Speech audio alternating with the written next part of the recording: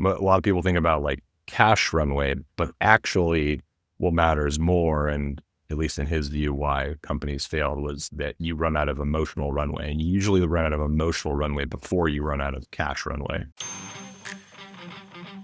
Welcome to Not Another CEO podcast. I'm your host, David Politis.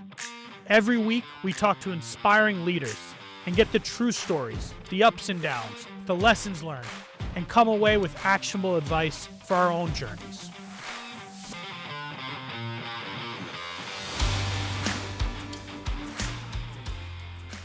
Today's guest is a mission-driven entrepreneur who's building one of the most exciting and ambitious companies in the EV space. Before founding his current company, he was deeply involved in the electric vehicle revolution. At Tesla, starting in finance and then in product management, where he helped bring the Model S to market. And later as head of finance at Proterra, where they build battery systems for EVs.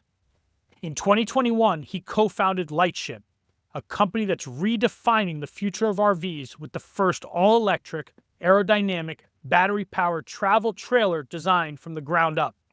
Please welcome co-founder and CEO of Lightship, Toby Kraus. I'm excited to be here. Thanks, David. You should be doing the pitches for me. It's a better intro than I do myself.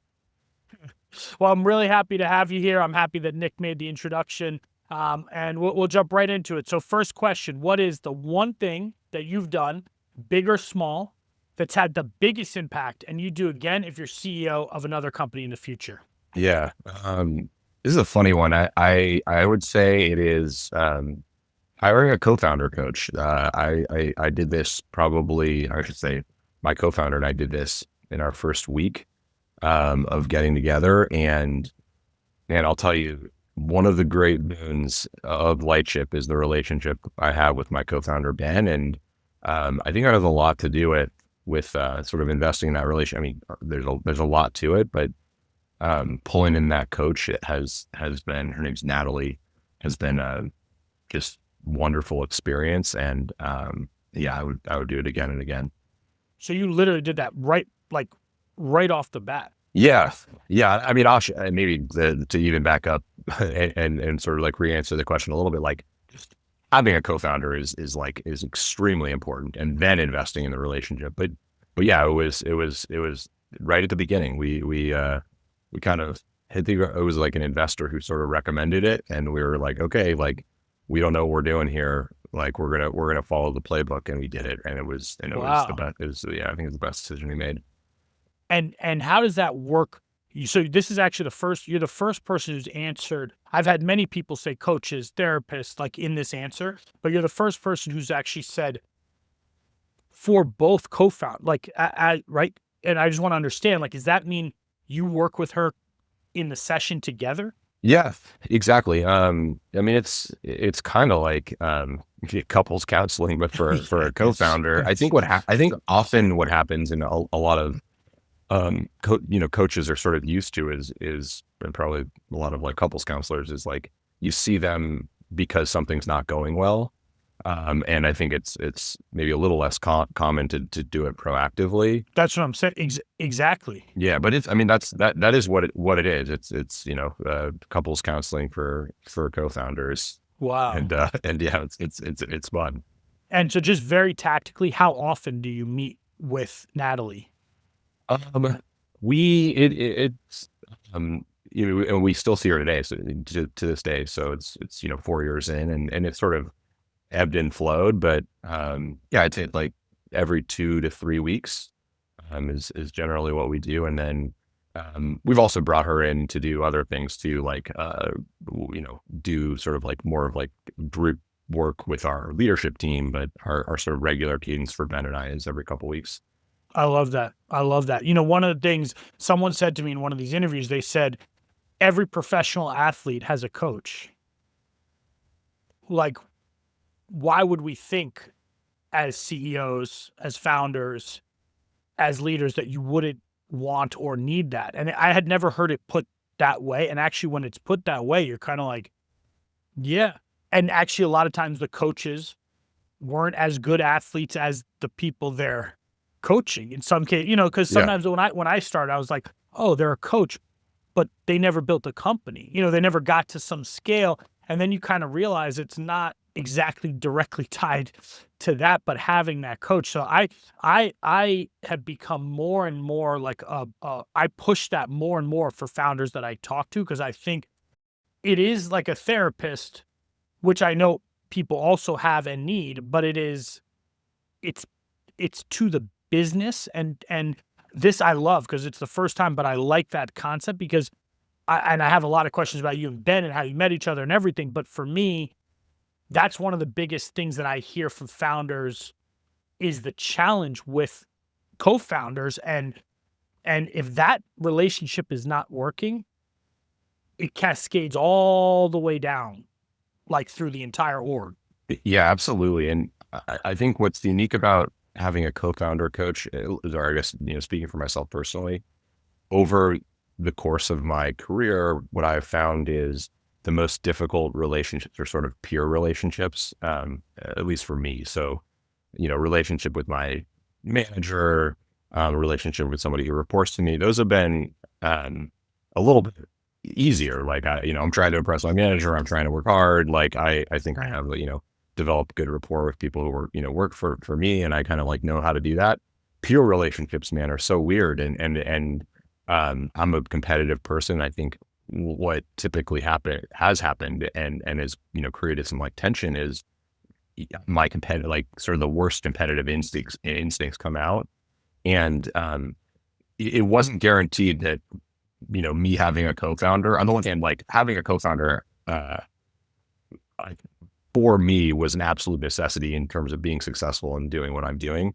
And yet it was not a given that having a co-founder was going to go well because of that sort of competitive instincts. And so this has been awesome. And frankly, it's a testament to my co-founder, Ben, too. He's just like a really, really good guy. And like, we just get along great. So how did you meet each other? We, so both we're both Tesla guys. And we're sort of connected through the Tesla ecosystem. However, we're kind of different generations. Ben's about 10 years younger than me. He's a battery engineer. He's worked on the Model 3 battery, the Cybertruck battery, and then I more finance and business guy. And we actually never overlapped, or if we did, we should probably pin this down. It was like a day or 2 days or something like that. But fortunately, we had a sort of a shared connection friend, this guy, Dorian West, who is the head of the very first head of the battery team at Tesla. And I've been using this sort of way of describing my connections to people a lot. I was Dorian's finance guy. I was like everyone's finance guy. And Ben was on the battery team. So Dorian put us together, and that was how and actually Dorian became our very first angel investor. So he had a very important role in Lightship. And how long did it take between when he put you together to when you knew that you were going to found the company with Ben? It was pretty quick, which is also a little crazy. So I was when Dorian put us together, I was what's called an EIR, an entrepreneur in residence, at a venture firm called Eclipse Ventures. And this is a little bit of a different story, but I like, loved the firm, loved the guy I was working with there. His name is Greg, but I was just a horrible EIR. Like the point of an EIR is like, have the big idea, start a company, right? And I'm not the idea guy. I'm like the get shit done, like, like I want to like go dive in and do something.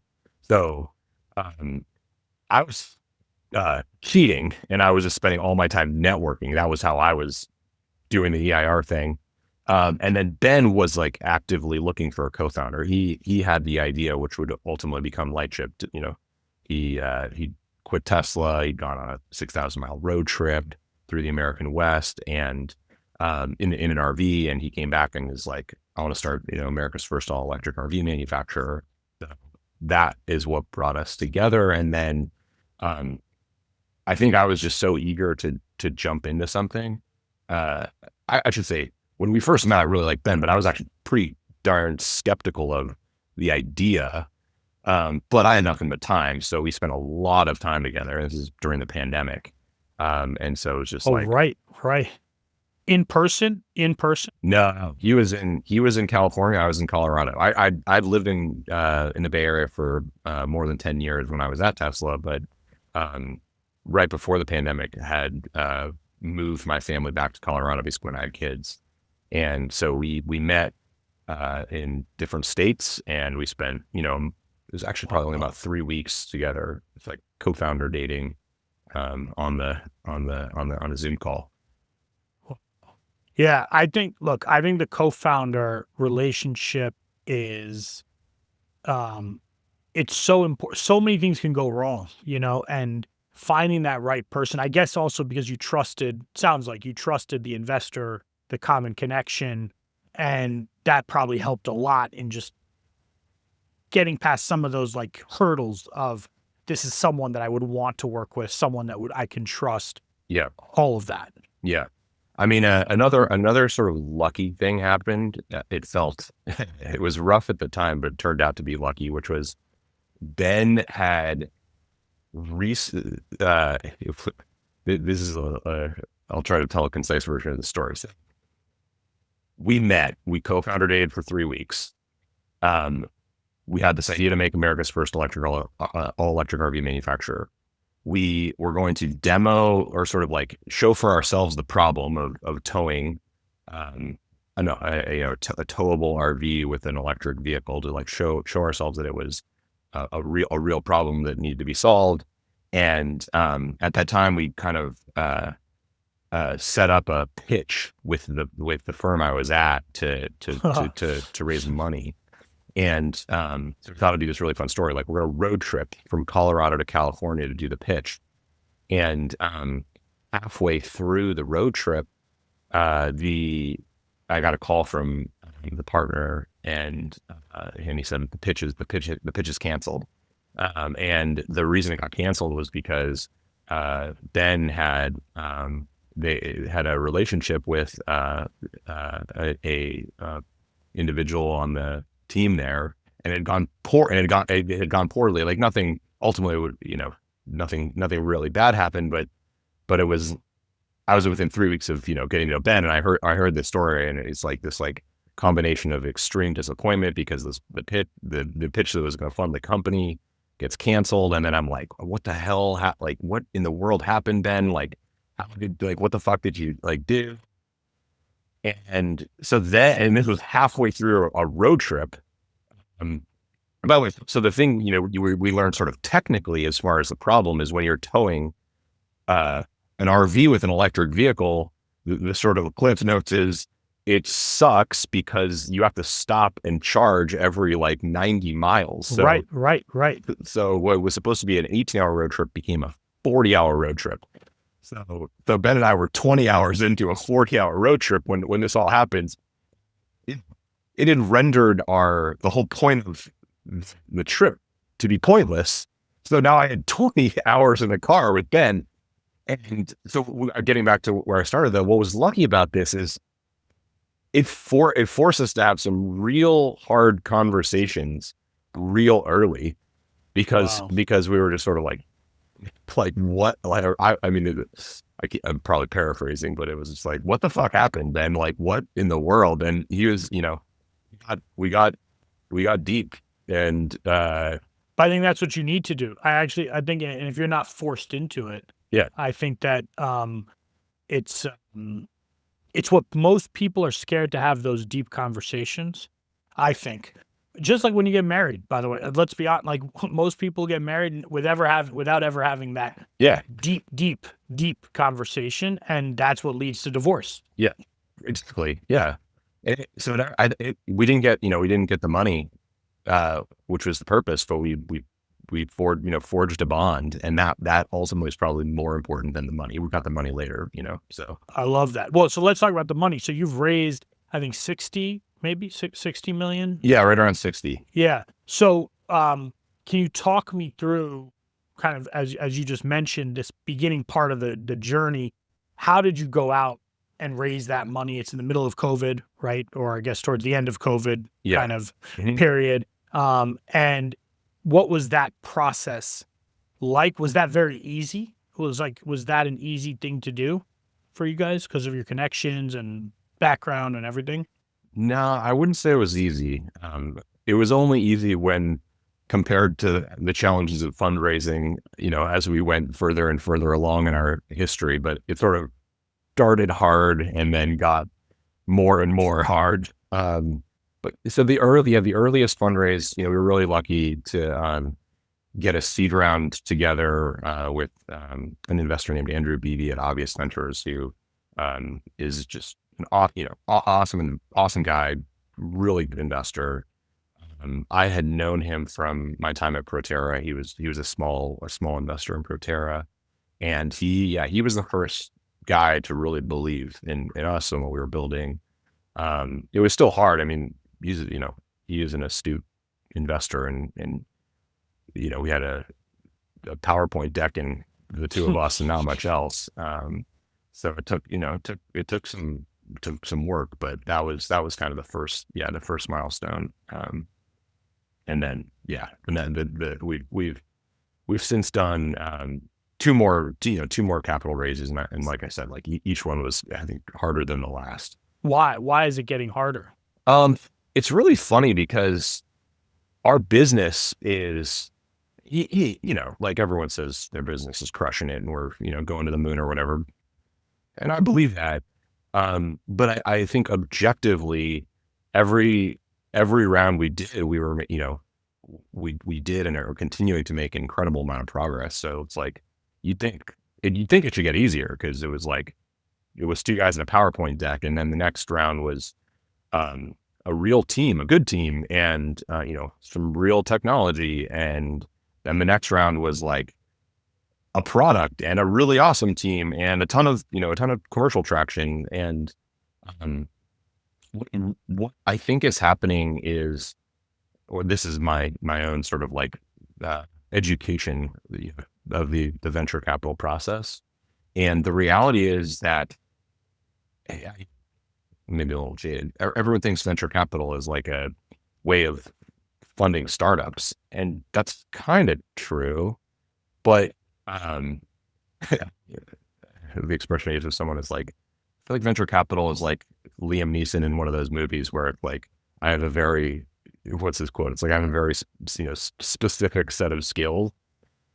And that's kind of what venture capital is. It's like, it's not really meant to fund all sorts of companies or all sorts of stages of companies. And there's sort of like hype cycles, and there's investor, pattern recognition. And we are a company that, I think we started out in a hype cycle, like EVs were hype, sort of on top of a hype cycle. Now they're very much on the downside of a hype cycle. Hardware is always really hard.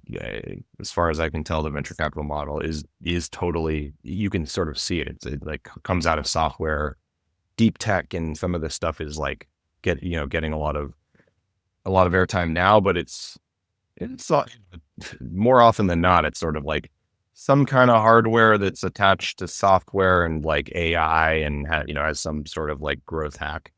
So, in a long way of saying, I think like starting a venture-backed RV business, like complex hardware, it's a little crazy. Frankly, it's not right down the fairway by any stretch of the imagination in terms of what venture capitalists want to do. And then the later you get, my misconception was, even though we were making so much progress, like you just look at how the return math works for venture, like they want to do early, and sort of like the further you go and the harder it is for them to make a return, the fewer you have, the fewer investors you have who want to sort of participate in that round. One of the things, I mean, I've never been in hardware at anything, my career has only been in software services. And when I looked, when Nick first told me about the company, I started researching it and like watching all the videos, and I was like, this is the coolest looking, this thing is amazing. And like, I can't imagine what it takes to build this and how long it takes. And like, you can build you can like vibe code a software product tonight and tomorrow Like you got like a UI and but this thing, it's impossible. I mean, I guess, what are those stages? Pure curiosity of like, what are those stages of venture when it comes to hardware? Like, is it team? Is like that's kind of team and a PowerPoint and a nice design, and that gets you the first thing, and the next one is showing prototype. I'm curious about that because in software, you literally could be like, "Here's my product." Especially now, like people are just like, "Here's my product," and the VC's like, "I don't like that." The next day, they're like, "Okay, I threw that one out. Here's my new product." Like, Yeah. like you could do that. I've seen people do that. And when I look at what you're building, I'm like, man, this should takes forever. I mean, it must take, it takes a long time. And I'm curious what you think, or if there's some standards that are like out there for like the stages, you Yeah. know, in hardware. It shows how deeply hardware I am because what I like vibe coding. I've like heard that word, but I don't even know what this is. It's funny. Yeah, I mean it's depends on what investor you talk to, and there are definitely investors that are better at doing hardware and more practice and sort of like get it. And there's probably some similarities, but earliest stages, it's like team damn traction, right? Probably pretty similar to how software works, but then the stages, like getting up to say like your Series A or your Series B, it's like showing that obviously the team like de-risking the technology, um, proving somehow, and there's different ways to do it, that you have product market fit. Mm. And ideally, and especially in down markets, like showing you have real commercial traction, and you have to do it in kind of weird ways because it's not like a software product where you can have just like I have real customers who are paying real money. Yeah, maybe there's some hardware is faster than others, but what we're doing is complex automotive hardware. We're like launching a vehicle platform. We're doing it in less than 3 years, and compared to like automotive, that is insanely fast. Like your average automotive development cycle for a new product is probably like 5 to 7 years. And yet for a lot of venture investors, like 3 years is like way too long. Right, right. So yeah, demonstrating that commercial traction is, it's like, it's, you have to be kind of creative. It's like, do you do pre-orders? Do you do like a MVP version of the product? Like you do like a founders edition that like you just try to sell a little bit. And then ultimately, you have to kind of like scrap along somehow, and to the point of actually having the product, and then investors want to see, like, just like what any later stage investor wants to see, like, show me the money, like let's see the sales. We want to understand that you're on a path to profitability. For where Lightship is now, that we're very much in that stage of like, okay, cool guys, you've raised 60 million, like get the product in the market. Customers need to like it. We want to see like real sales, and we want to see you making money, and that's like, it makes sense, and I'd say it's really reinforced by all the EV companies that have kind of gone before us. Many of them not profitable, and raising hundreds of millions, billions of dollars to fund losses, and that's not something that investors like much at all. So how did you show you've started to show commercial traction. How did you do that, like, at the very beginning? Was that through pre-orders? Was that how the founder edition, like how did you do that at the beginning? Yeah, totally. So yeah, we sell a towable RV. It's all electric. What all electric means is everything inside of it's electric, and we do something crazy, which is we put a motor on the rear axle, so it pushes itself. Even though it has a motor, it's still considered a towable RV, something you're going to pull behind a truck or an SUV. So think like an Airstream. This is like kind of the brand that everyone knows. And our first product is absolutely sort of a premium price point.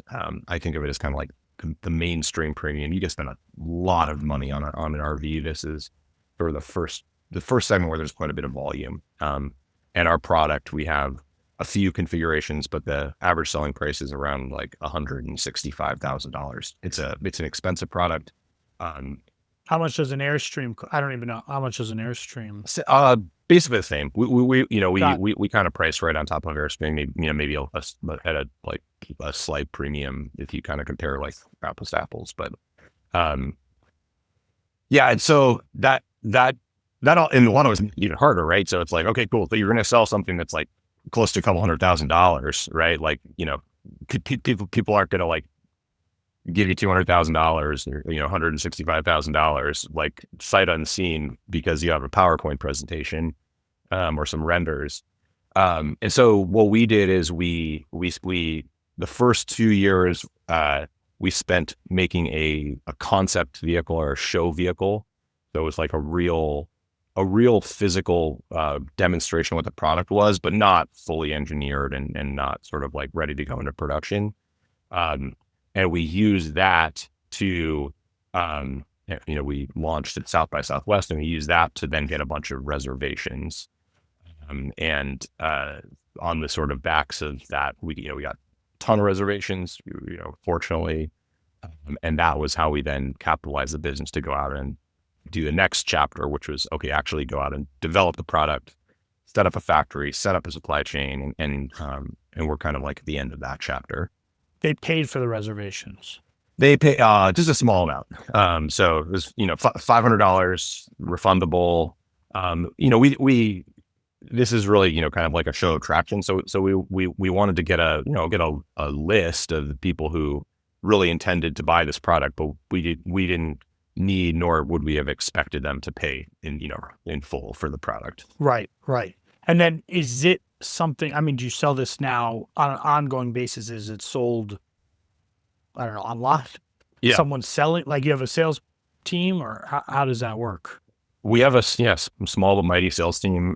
Yeah, we sell online, but we also have two sort of like showrooms. So as the company has grown, we're now about 100 people. We have a factory in Broomfield, Colorado. We have a service depot, and kind of showroom in the Bay Area and South San Francisco.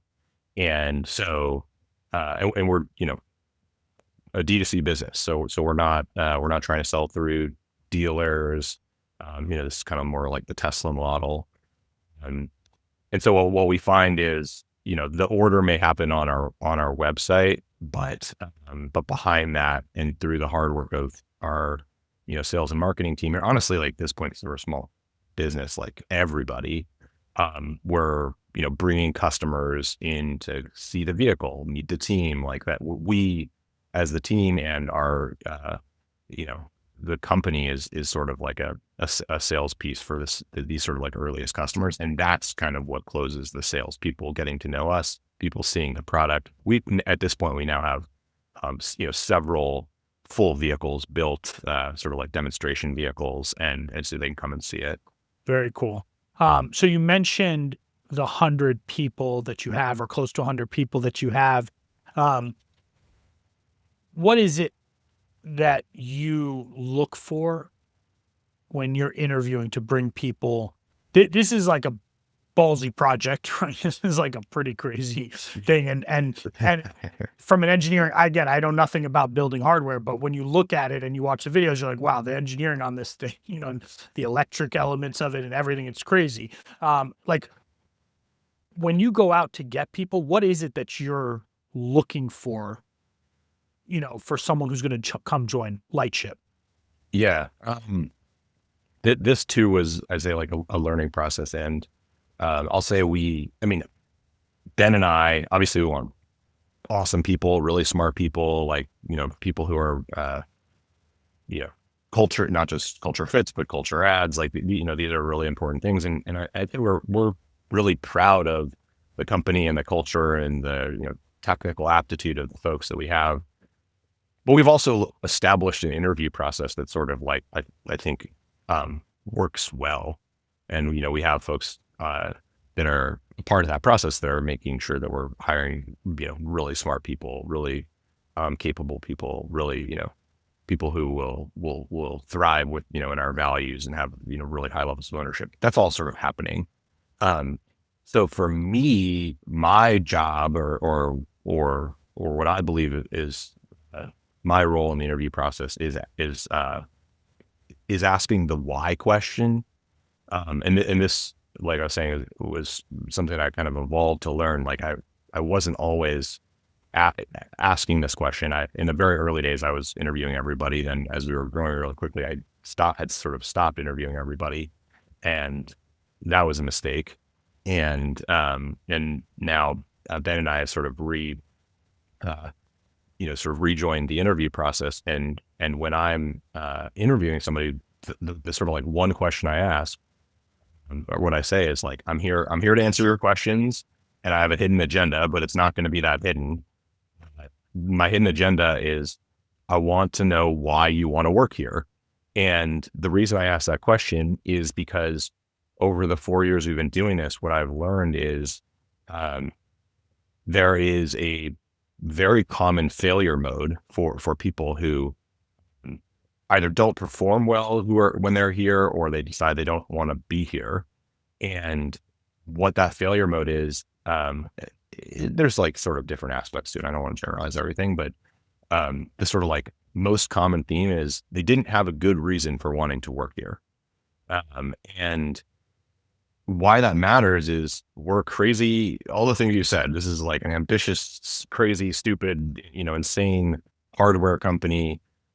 In the world of AI, we're building like the most like steak and potatoes. We're building recreational vehicles. There's no AI in it.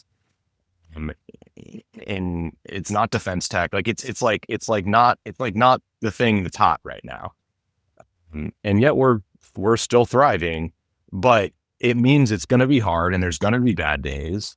And there's also going to be, hopefully there's more good days than bad days. But like, if you don't have a good reason for being here, you're going to have a bad day, and you're going to be like, get frustrating your teammate, decide don't want to work here, whatever it is.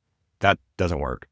So if people are listening to this and are trying to like cheat on the test for our interview process, that's totally cool, because I actually like let you cheat on I tell you up front what I'm looking for.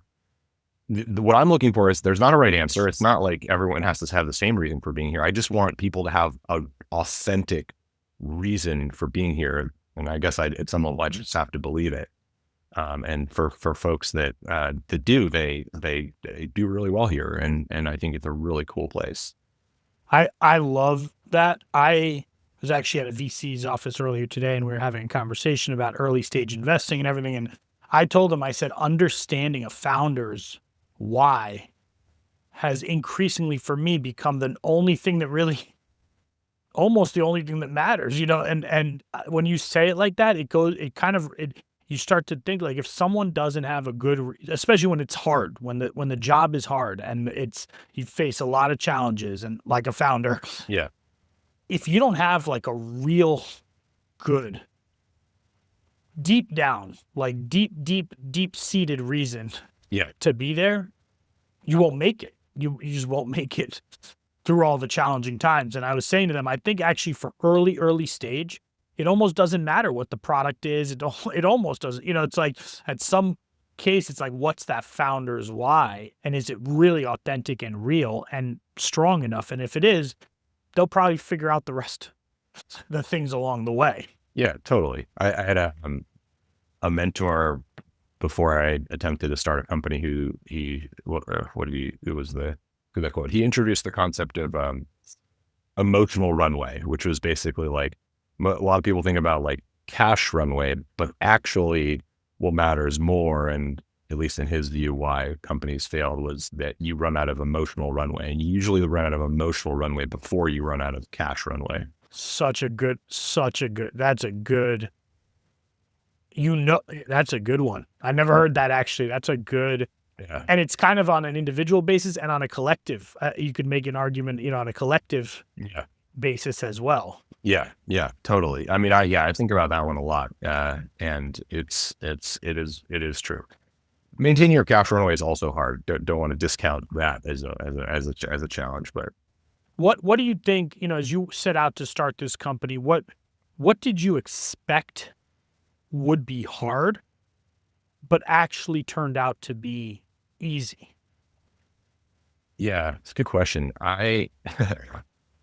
So before Lightship, I tried to start another company, which related to this question. I was so concerned and so nervous about like building something hard and complex.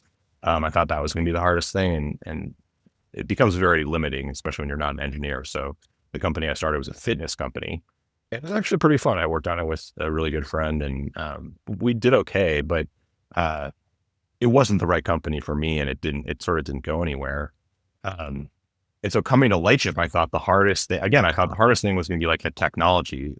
And here it's like the order of magnitude difference in sort of the problem, the technical problem was so massive. Like we're building a car and a house and a bunch of consumer electronics and like all of the software. And it's like got this like new novel, like drive system that's, somehow going to like match the speed of the thing that's towing. It's like this, like, feels like it's insurmountable problem. I thought that was going to be impossible. Turns out like, uh, teams of people are capable of doing incredible things. Like it's like the human imagination. You like almost can't understand it. You're sort of like able to wrap your head around like what a single individual or what you can do, but a team of people can do an incredible thing. And we were fortunate enough to hire really good engineers and really good technical folks, and kind of throughout the organization, just awesome people. And I don't want to say it wasn't hard, and I don't want to say that like because ultimately what we've done is pretty incredible. But in the scheme of things, in the scheme of company building, like wasn't that hard. Like we sort of like we did the thing, like, and it's pretty awesome, and that isn't what keeps me up at night. Yeah. What on the opposite, what is the biggest, I ask everyone this question, like what is the biggest challenge you've faced since starting Lightship, and how have you overcome that challenge? Yeah. There's so many. How long is this podcast supposed to run? You got like a few more hours. I mean, so probably the biggest thing that ended up being, pretty challenging. I mean, there are some technical things for sure, but yeah, I think probably the things that have been the hardest have been more related to, like people and culture and building a company in that respect. So like, for instance, okay, so as a team grows, like you're capable of more and more things, like I was saying, which is pretty cool. But also as the team grows, it's like harder and harder to motivate, like keep everyone like really motivated and marching to the beat of the same drum. And I didn't come into this job having like I'd had a fair bit of management experience, but I'd never run a big organization. Like I think the biggest team I'd had before was like 15 people, and there it's like you have really like collegial relationships and kind of know everybody, and you're very you're almost like friends. Or this is a little bit like my management style. 100-person team and many steps along the way. That's pretty different, and I kind of had made some false assumptions that everyone was going to sort of be like me and, require little direction, not even want a lot of direction, and be very like, self-motivated and sort of like know what to do. And you have a lot of that motivation kind of like come from within. And we have a bunch of people like that. Not everyone's like that. And this isn't even like a value judgment. Like that's not the right way of doing things. That's one way of doing things. And so, getting everyone to like do the thing and learning how to like navigate all of these like different styles towards a common goal as a person who hadn't done it before, and Ben as well, like was really hard. What you said there about assuming or hoping or that everyone was going to be like you, that if I think about the kind of the most frustrated periods of time I've had as a founder, and that I've seen other people have as founders, is I think that exact moment where they realize, yeah, maybe the first 10 people, 15, whatever the number is that I hired, Yeah. have that passion. They're with me in the trenches, and they have, even though they're not the founder, they kind of have that energy. And then you get to 90, 100, 200, 500, and you're like, why doesn't that person operate like me, and you're like, that person's job is not like, they're not even in the same Yes. like realm. And I think that moment of clarity is one that some people get to and just assume that they can make everyone like them. I have founders who are like, no, that's because we didn't hire well. I'm like, well, Yeah. maybe, but no matter what, they're never going to be you. They're never going to be the founder. They're never going to have a passion about this problem at the same level as you, even if they're the most passionate person Yeah. in the world. Yeah. And I wonder, are there any things you found when you talk about getting everyone to, walk to the same beat, have you found anything there that has been an unlock for you? Probably actually, what I'd say is giving up control a little bit. And I don't mean like, be totally delinquent on your responsibilities as a leader of a company, but early on, I think I tried to control things a little too much. Mm. So an example of this would be I was really opposed to like remote and hybrid work because I like being in the office and I wanted to work closely with people. There's like, an adage that it's hardware and you need to be there. Um, and, and yeah, and I'd say this is like showed up in a few different places. Um, but what you learn is like, especially as you, in this, I guess you really can only get this if you're bringing in people that you really trust, which I've been really, fortunate in having gotten convinced awesome people to come in. But I sort of at a company level and then at a sort of like management team level have just sort of relinquished control. So on the hybrid and remote work thing, it was sort of like the signals I was getting from the organization were different from what I had in my head. And we hired a really awesome head of people. Her name's Allie, and she didn't agree with it, like my perspective. She listened to it, but didn't agree with it.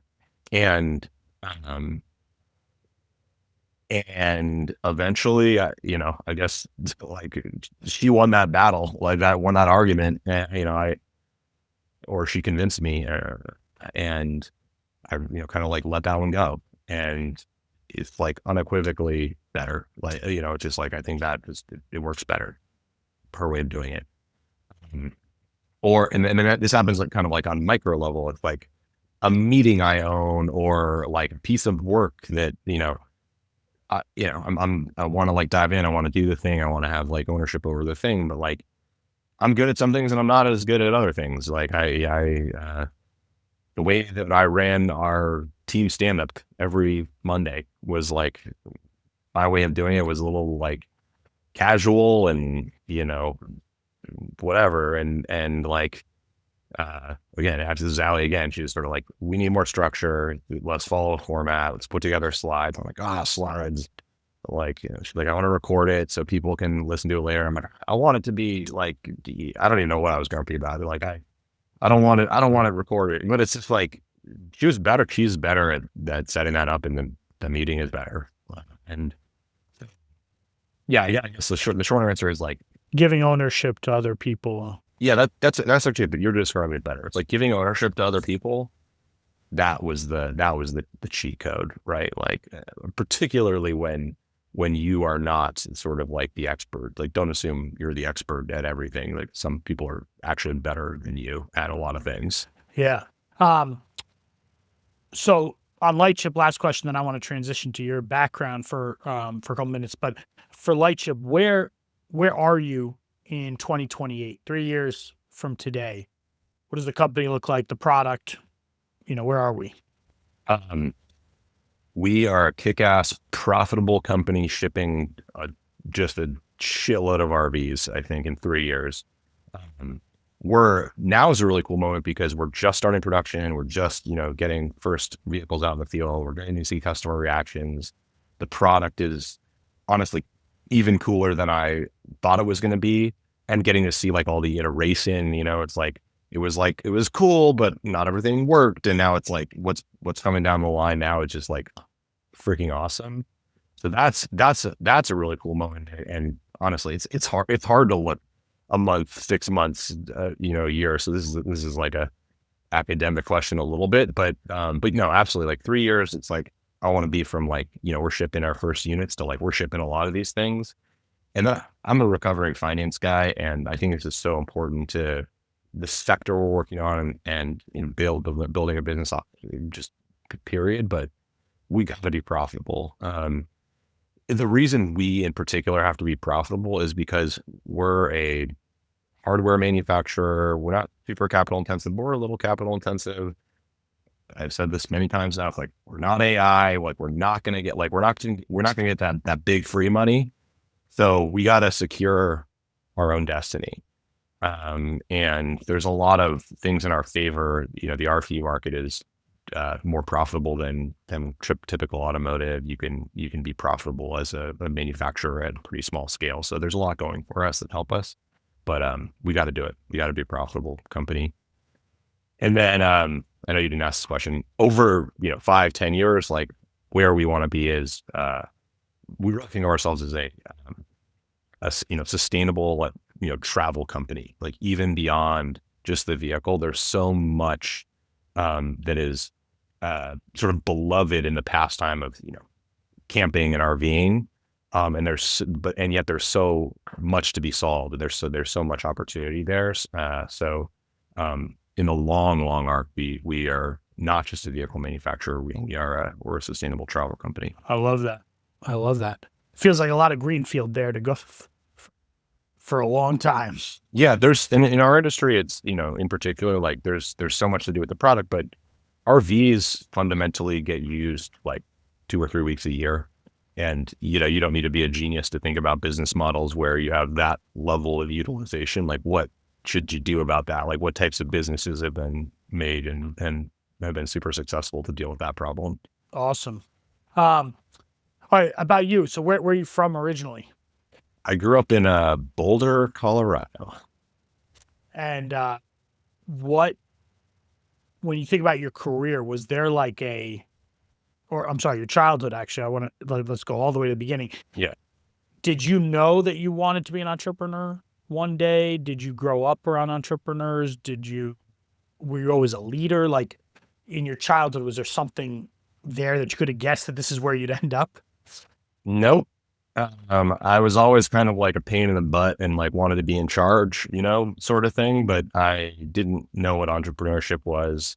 My dad, worked for the Social Security Administration as an attorney, and my mom worked at a bagel restaurant. She was like the office keeper or like kind of like office manager for a bagel restaurant called Moe's Bagels. So yeah, no entrepreneurship there. We were very kind of just regular middle class family. But in our conversations, and Nick, who introduced us, and my conversation with him, it sounds like you have like a crazy internal drive. Yeah. Where does that come from? What is your why? Let me say, like in the interview, what is your why? Yes.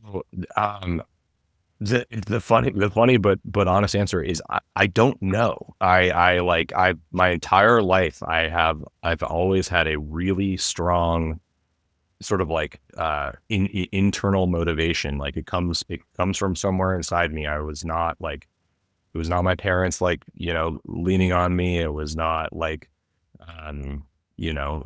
aspiring, I don't know, having some awesome like mentor when I was a kid. It was like something inside of me really pushed me hard. And it's funny, I was texting with my wife this morning, and we have a 7-year-old, and she is like so much like me. She was at the playground and she's like in gymnastics, and she was trying to do a flip on a bar or something. She was like, couldn't do it, and she was struggling to do it. And my wife was just like, what do I do? She won't leave. She's not, she keeps trying to do it over and over, and she's like crying, getting frustrated, but she won't stop. Like, this seems like you. Like, what do I do? She's got a PhD in psychology. Like, she's like, she's like, my PhD is worthless against this like hard-headedness. And I'm like, I was like, I don't know. Like it's not that's a tough situation. So you don't know where it comes. You don't. It's not. It's just somewhere deep seated. Like, Somewhere inside of me. Yeah. It's just yeah, comes from somewhere within. yeah. Do you But you're talking about your family. Like, how much do you include them in the business building? Because you're talking about having very little kids at the start of this, and your wife. Like, how much are they included in this? Do they come there with you? Do they see the factory? Like, how does that work? Yeah. Yeah, I have two young kids, a 7-year-old and a 3-year-old. I had a kid while Lightship is 4 years old. James is 3 years old. Sometimes I say I have three kids. Two of them are humans, and one of them is an RV company. You know, thankfully, Lindsay, my wife, and I are really different. There was a joke when I was just starting my career. I was an investment banker, and came to light that Lindsay didn't know what the stock market was or how it worked, and that is sort of held true our whole relationship. She's a psychologist. She thinks what I'm doing is really cool, but doesn't understand it a lot, or get super involved or necessarily want to be super involved. And so yeah, I'm not. I guess I can't say I'm the type of guy who I'm like carting around my kids and my wife to all the work stuff.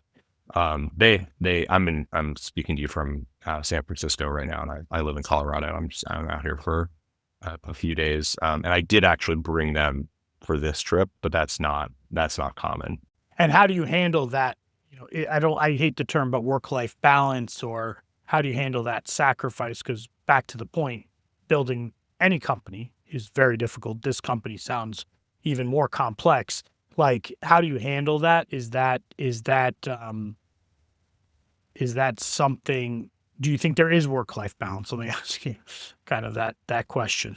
Yeah, I think there is, and I think there needs to be. I mean, one of Lightship's values, Ben and I both probably do the worst job of following it, but we try to follow it too. Is stay balanced.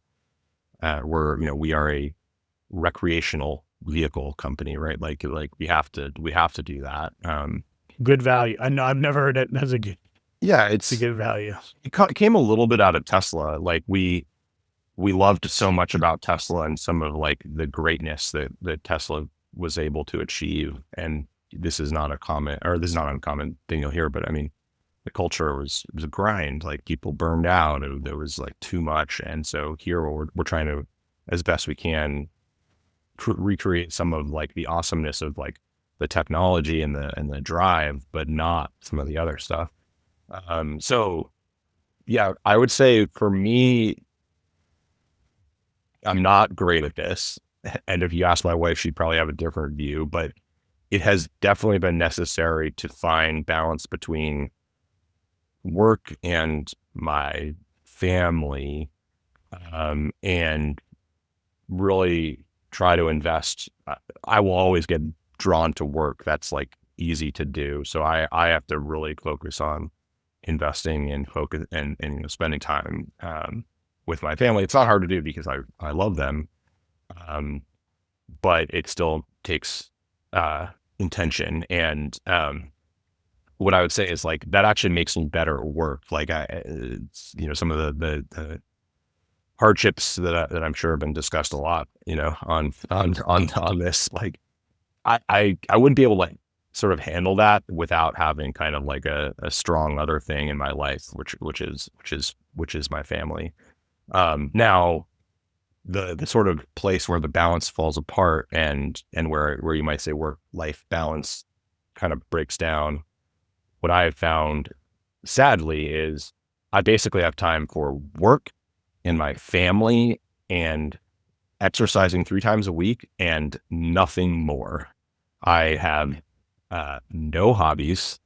I painfully have very few friends. Like I have like, friends I love dearly from college and, close folks uh, I've met along the way. But like, man, I wish I had more time to spend with friends, and I wish I had more friends, but I just don't. And I like, that's kind of what has had to give. Like I can do work, family, nothing else. Yeah.